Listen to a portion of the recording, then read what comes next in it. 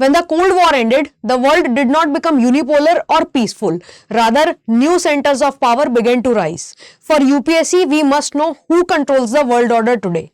Hello and welcome back to Study IQ Arambh. I am Sukriti. We have started with the IR series. Chapter 1 हम कर चुके हैं, the end of bipolarity. आज हमें chapter 2 से start करना था. So let's begin our class. Second chapter का नाम है Contemporary Centers of Power.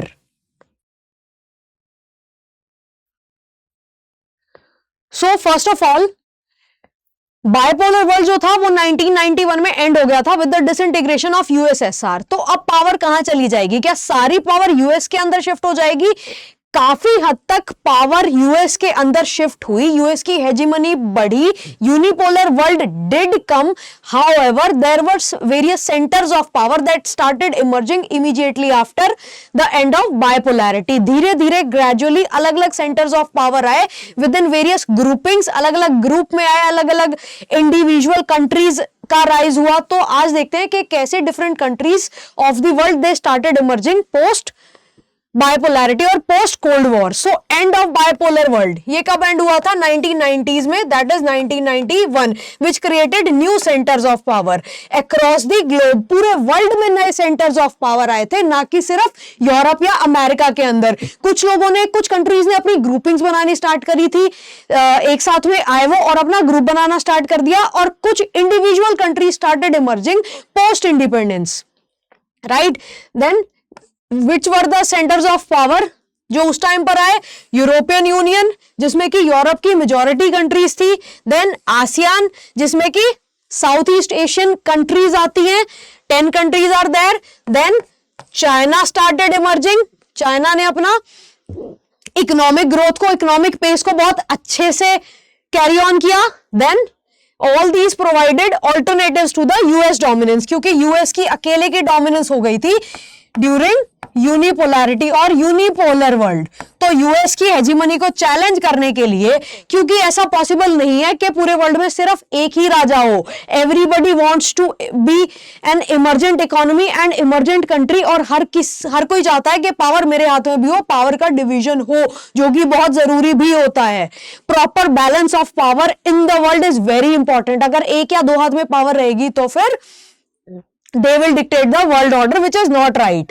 So to challenge US hegemony and dominance, various centers of power started emerging and various concepts came up like regionalism. Regionalism का मतलब होता है जब आप जिस भी कॉन्टिनेंट में, जिस भी रीजन में जियोपॉलिटिकली लाई करते हो, आप उसको प्रोटेक्ट करने के लिए अपनी ग्रुपिंग बनाते हो, या फिर आप सेल्फ इमर्ज करते हो इन the world. So regionalism came up. Regionalism से मेरा मतलब है, फॉर एग्जांपल आसियान जो बना वो एशियन कंट्रीज की ग्रुपिंग से बना. यूरोपियन यूनियन जो बना वो उसमें यूरोप की कंट्रीज आई. तो this is an example, these are classic examples of regionalism.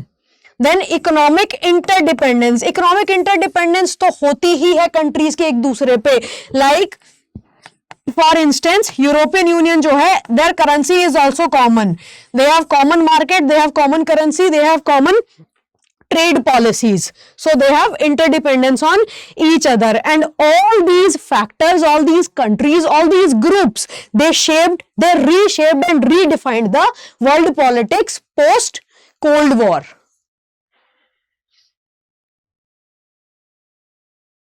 If you have any doubts, you can reach out to me through my Telegram channel, which is UPSC by Sukriti.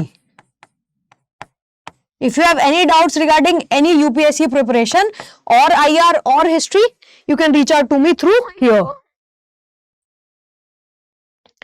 Then centers of power. Just an instance, क्या क्या centres of power आए.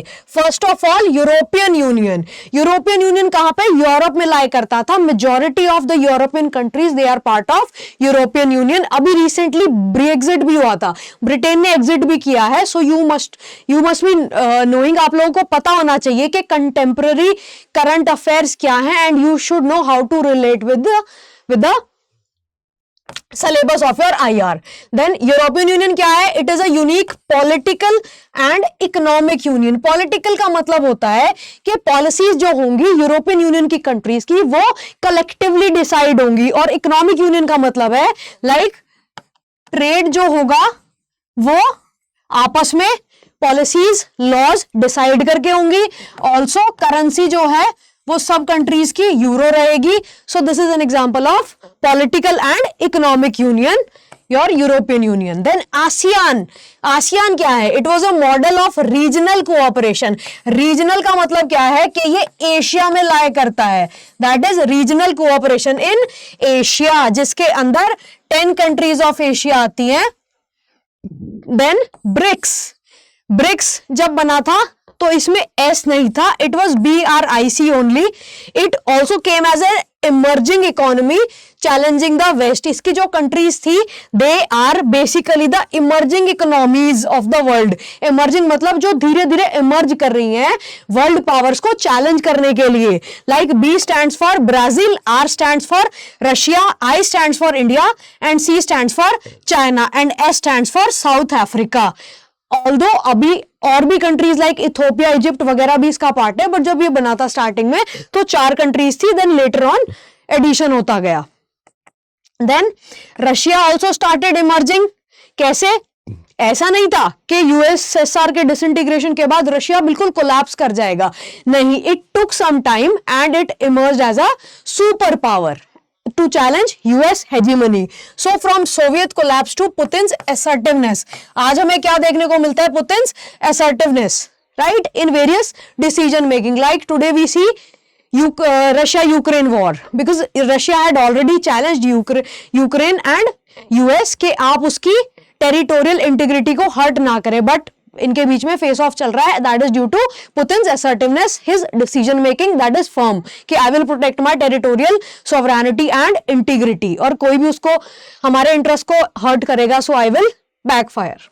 Then China, China is the fastest growing economy and fastest challenger to US supremacy. US की power हिल रही है धीरे धीरे, वो किस लिए? क्योंकि China is emerging as a super power in terms of production, in terms of manufacturing, in terms of market, in terms of trade, in terms of export. तो China is successfully challenging US. Then Japan, it is a economic giant, right? And political pacifist. Economic giant बहुत सारे, there are many companies, बहुत सारी technologies जो हैं they can be dated back to Japan. Japan is the brain child behind many technologies. Although Japan doesn't have much natural resources of its own, however technologically it is very much sound. Then we talk of our country India. We are transforming from a developing country to a aspirant global power. Yes, we are aspiring for a global position, for a dominant position for our country. At various platforms also we are pitching ourselves to be the monitor, to be the dictator and to be a major superpower. Now let's begin. Let's start with European Union. So it was formed after World War II. World War II के बाद बना था ये with the help of Marshall Plan and NATO. Marshall Plan क्या था? ये US का plan था. It was basically a financial aid program. US ने financial aid दी थी कंट्रीज को restructure करने में which were hurt by USSR's communist regimes or which were otherwise asking for some financial aid to reconstruct themselves. So that was part of Marshall Plan, and NATO is nothing but the collective defense of the countries, collective alliance of the countries which are defending themselves, which was formed in 1948. Then let's see the evolution of European Union. थोड़ी history देखते हैं इसकी. तो post cold war क्या हुआ था? European coal and steel community बनी थी 1951 में. यूरोप की कंट्रीज ने कोल और स्टील एक्सचेंज करने के लिए कम्युनिटी बनाई थी अपनी 1951 में, which then transformed into treaty of Rome हुई फिर इन 1967, जिससे कि यूरोपियन इकोनॉमिक कम्युनिटी बना in 1967, which finally culminated in Maastricht Treaty in 1992, which formed the European Union. So you should have a basic idea कि हर चीज की history कैसे रही है. हिस्ट्री अगर आपको पता होगी, कंटेक्स्ट पता होगा, तो आपको अच्छे से समझ पाओगे आप. Then it has evolved from EEC economic European Economic Community. They have common currency, that is euro. They have common flag, common anthem and common parliament also. This is the feature of European Union. Then what about economic power? Their collective GDP is around $19.35 trillion as of 2024. They have strong trade influence क्योंकि majority of countries हैं इसका part, so they have major influence. Then if we talk of military, second largest defense spender है European Union as a collective organization.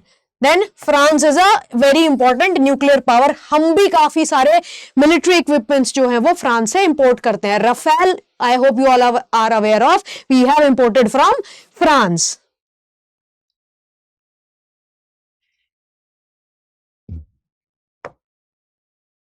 Then ASEAN कब बना था? 1967 के अंदर with Bangkok Declaration. So Bangkok Declaration is related to ASEAN with 5 members, लेकिन अभी 10 है इसके. ऑब्जेक्टिव क्या है आसियान का? Economic growth, peace and cultural development. तो इकोनॉमी भी है, पीस भी है और कल्चरल डेवलपमेंट भी है. Now what is ASEAN's way of handling things? They are informally मिलते हैं ये लोग. Then it is consensus driven. That means के कोई भी एक कंट्री अगर मना कर देते हैं तो वो डिसीजन नहीं लिया जाएगा. This is what is means to have consensus driven organisation. Then they respect the sovereignty of countries who all are member of the ASEAN group. Then they had established their community in 2003. That is, इन्होंने अपने आप को broad किया in terms of security, economy, socio cultural pillars, ये सारे add करे. Then ASEAN India की अगर हम बात करें, व्हाट इज इंडियाज टेक और India's position with respect to ASEAN? Although we are not a member of ASEAN, but we are a observer member of ASEAN and we have free trade agreement with ASEAN countries which we have already conducted in 2010. Then our Act East policy is majorly concentrated या focuses upon the Southeast Asian countries. Then we have strengthened ties time and again with the ASEAN countries. Then we see rise of China. China कैसे rise हुआ? China भी like India, it was a British colony. 1948 में China को independence मिली थी and then People's Republic of China 1949 में बना and they adopted USSR का model of economy that was communist and however it was a successful communist country. Communism काफी successful form में establish हुआ था चाइना के अंदर. देन 1978 के अंदर क्या हुआ? डेंग जियाओपिंग ने कुछ रिफॉर्म्स ली जिसका नाम था open door policy.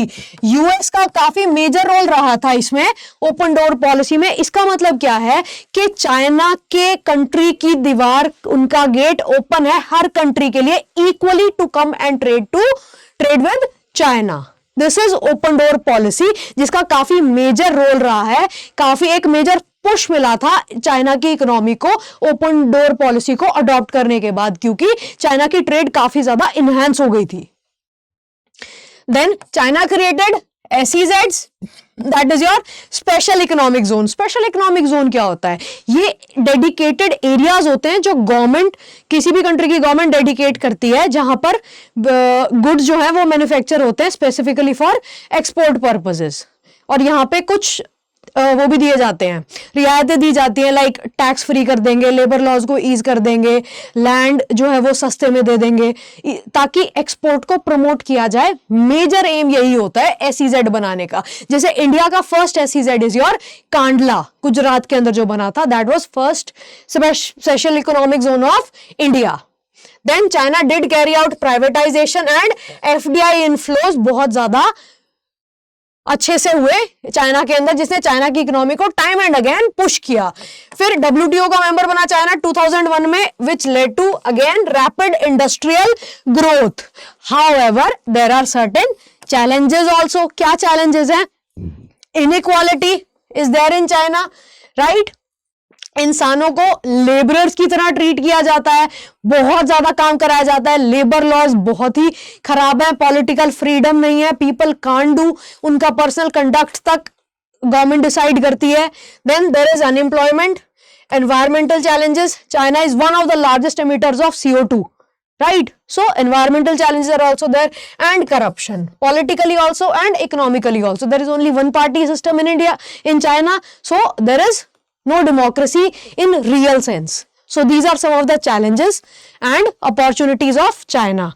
How did China rose to an emerging power? We saw. Then Indo-China relations. Sweet and Sawar relations है हमारे चाइना के साथ, जिसकी शुरुआत काफी अच्छी नहीं थी, क्योंकि ब्रिटिश जब इंडिया और चाइना से छोड़ के गए व्हेन वी गॉट इंडिपेंडेंस, तो हमारी, since we share border around 3500 kilometres का बॉर्डर हम चाइना के साथ शेयर करते हैं, which is no small border at 3 fronts, western front Kashmir वाला, then middle front Himachal and Uttarakhand वाला, then eastern front is your, और right front is your Arunachal Pradesh वाला. सो जब ब्रिटिश छोड़ के गए तो वो हाफ हैजर्ड मैनर में they left the countries, and there was no dedicated line that was demarcated between India and China. It was working on perception rather than precision. जो हमारा LAC है, लाइन ऑफ एक्चुअल कंट्रोल, वो सिर्फ precision, वो सिर्फ perception पे काम करता है, ना कि प्रिसीजन पे. हम फॉलो करते हैं, हमारे जो नॉर्दर्न सेक्टर है उसमें we follow Johnson line, but China follows McDonald line, क्योंकि उनके अकॉर्डिंग वो ज्यादा, उनको एक्सेस मिल जाता है इंडियन टेरिटरी का, हमारे अकॉर्डिंग हम उनको कम मिलना चाहिए. तो this is why there is time and again face off between India and China with respect to territorial disputes. So 1962 की war, Sino Indian war, as we all know, जिसमें कि अक्साई चीन हमारा चला गया था. अक्साई चीन is this part, this is your Aksai चीन पार्ट, राइट. दिस इज 1963 में, this is called Shaksgam valley. This is Shaksgam Valley, which was ceded by Pakistan to China in 1963. This part. This is Shaksgam Valley. Then what happened? Post 1988 थोड़े relations हमारे normalize हुए, because the then Prime Minister Rajiv Gandhi, he visited China to improve the ties. Then if we talk of economic sector, तो हमारी bilateral trade बहुत ही ज्यादा है, इसीलिए हम एक्सट्रीम रिलेशंस नहीं रख सकते चाइना के साथ, because there is economic interdependence of the countries. China को इतनी बड़ी मार्केट नहीं मिलेगी और हमें इतने सस्ते में प्रोडक्ट्स नहीं मिलेंगे, क्योंकि हमारा manufacturing sector is not so sound. So we are actually dependent on China. तो हमारी ट्रेड की एक बेसिक आइडिया ले लेते हैं. इट इज अराउंड 338 मिलियन था 1992 में, which had rose to $118 billion in 2024. So you can imagine. Then there are certain areas of cooperation and certain areas of challenges. Areas of cooperation देख लेते हैं पहले. WTO, we both are member of World Trade Organization. Then there are various energy deals of which we both are members. Then BRICS का part हम दोनों हैं, Shanghai cooperation organisation का part भी हम दोनों कंट्रीज हैं, India as well as China. So these are areas of cooperation. Then challenges क्या हैं? सबसे पहले तो बॉर्डर डिस्प्यूट्स, जो time and again they are bound to happen. Then CPEC, CPEC is China Pakistan Economic Corridor. Why it is a challenge to India? Because it passes through Pakistan occupied Kashmir. और CPEC का main idea क्या है? CPEC का main idea है to enhance trade of China and to improve Pakistan infrastructure projects, इसीलिए CPEC बनाया गया है. देन चाइना पाकिस्तान नेक्सस, जो चाइना प्रॉक्सी वॉर्स और प्रॉक्सी प्ले करता है इंडिया के against through Pakistan. These are the certain areas of challenges between India and China.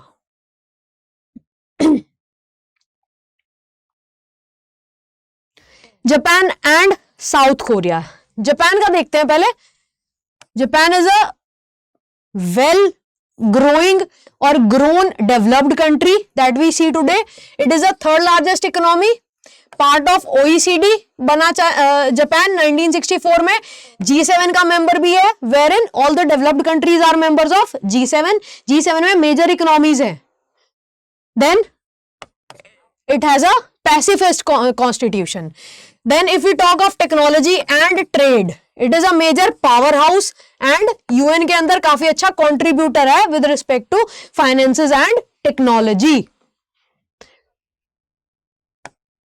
Then South Korea, Japan ने ना अपने आप को बहुत अच्छे से रीस्ट्रक्चर और रीडिफाइन किया है post world war two. World war second में जापान वाज ऑलमोस्ट वैनिश्ड.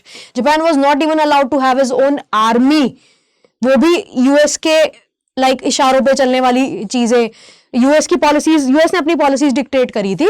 तो and Japan was almost vanished. तो जापान ने कैसे अपने आप को रीस्ट्रक्चर किया, रीबिल्ड किया, that is an classic example of restructuring the economy.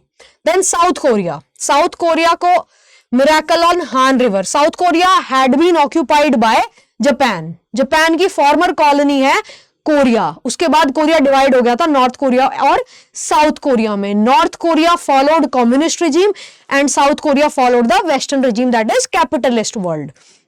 तो साउथ कोरिया की हम बात कर रहे हैं. मिरेकल ऑन हान रिवर क्यों बोला जाता है? ये इसलिए बोला जाता है कि ये जो पीरियड था 1950 से 1953 का, ये रीस्ट्रक्चरिंग हुई थी और Han river served as a boon और boost to the economy of South Korea. इस टाइम पर जो ट्रेड थी, जो इकोनॉमी थी, उसने बहुत 10x स्पेस ले लिया था. साउथ कोरिया को रीबिल्ड किया बहुत ही अच्छी पोजीशन पे. Then South Korea again part of OECD 1996 में बना and right now it is 11th largest economy of the world. It has very good human development index. It has strong industrial base. Samsung, Hyundai, LG जैसी companies जो हैं they are of South Korean origin. And South Korea is also famous for skin products if you don't know. So then India is deepening ties with both trade, defence and technology. इस trade में भी, defence में भी और technology में भी हम South Korea as well as Japan दोनों से बायलैटरल ट्रेड अच्छे से करते हैं. You can look at the position of South Korea and Japan in the world map.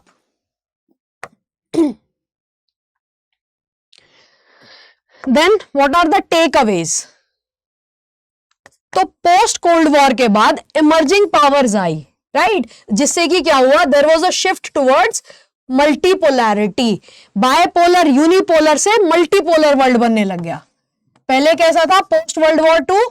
Bipolar, then unipolar, जब यूएस के हाथ में पावर आई, and now world was shifting towards multipolarity. Different centers of power were emerging, like different countries and different organizations. Then there were regional organizations also to ensure peace and prosperity. Regional organizations है, we have already done EU, European Union, BRICS, ASEAN, right? Then India must leverage European Union. Leverage का मतलब होता है बच्चे, we should take maximum advantage of the organizations and groupings like European Union, ASEAN, China, Japan and South Korea for our strategic autonomy. We should use them for our best of interests. So this was our chapter all about. Do like, share and subscribe this channel for international relations if you like the video. Take care.